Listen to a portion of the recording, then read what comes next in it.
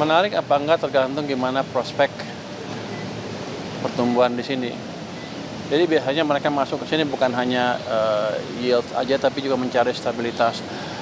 Walaupun yieldnya misalnya selisihnya lebih dikit dibanding di luar, tapi kalau betul-betul stabil dan ada potensi penguatan nilai tukar, kalau ekonominya bagus kan, ekonomi bagus, orang masuk ke sini, nilai tukarnya akan membaik. Jadi ketika kita ciptakan prospek ekonomi yang bagus, asing akan cenderung masuk ke sini. Kalau yield dalam rupiah term, dalam nominal term angkanya itu turun dibanding sebelumnya, tapi ada potensial gain yang lain dari tadi harga obligasinya sendiri meningkat ditambah apresiasi nilai tukar. Itu amat menarik. Jadi kalau stabil aja mereka suka, apalagi kalau ada ekspektasi rupiah menguat. Jadi Anda nggak usah takut. Selama kita bisa menciptakan prospek pertumbuhan ekonomi yang bagus, mereka akan masuk ke sini. Pak, defisit kan naik ya Pak yang 2026. Itu memang kenapa ya Pak alasannya? Karena belanja lebih tinggi. Tapi begini, itu kan ada aspirasi masyarakat. Yang Anda lihat kan daerah-daerah terpaksa menaikkan pajak, PBB dan lain-lain yang amat tinggi sekali sehingga menimbulkan instability.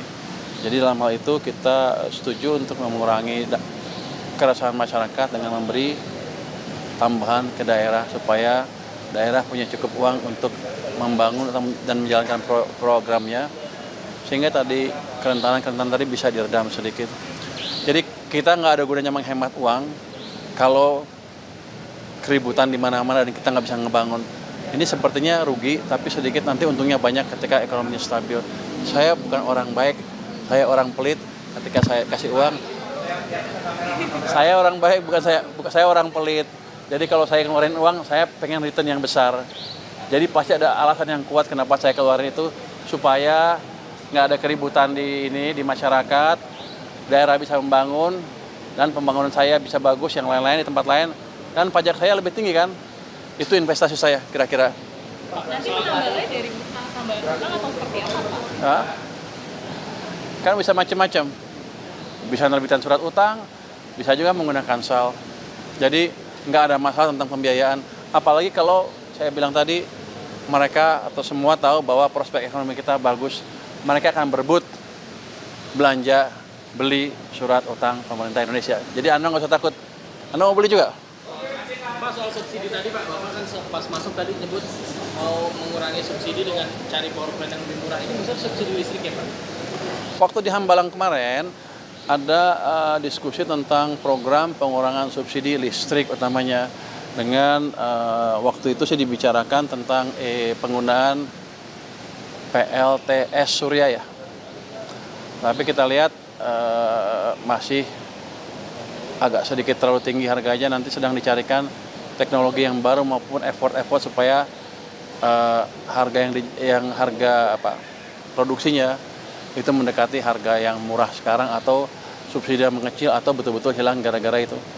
Jadi sedang dicari teknologi PLTS yang bagus, dan nggak tetap kemungkinan juga memakai sumber-sumber energi baru terbarukan yang lebih murah dibanding yang ada sekarang. Jadi sedang dicari yang ada di tangan PLTS Surya, tapi masih dihitung peningkatan efisiensinya. Berarti bisa dipastikan subsidi berkurang nanti, tapi listrik di masyarakat tetap nggak naik juga.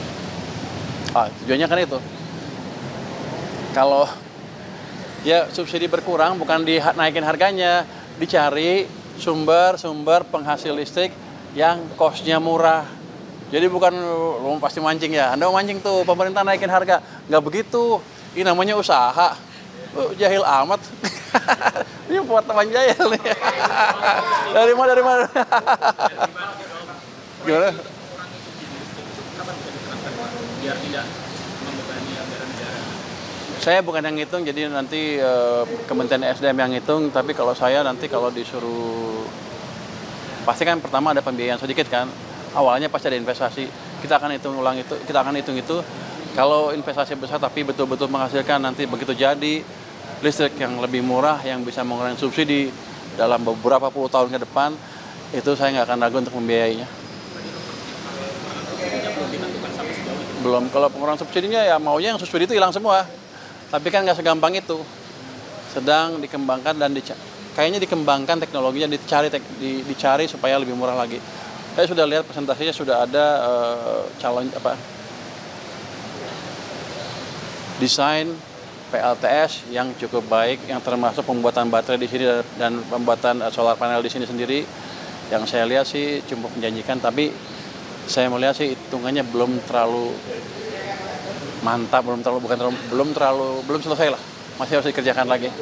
Tapi itu pasti kelihatannya ke depan akan bisa dicapai.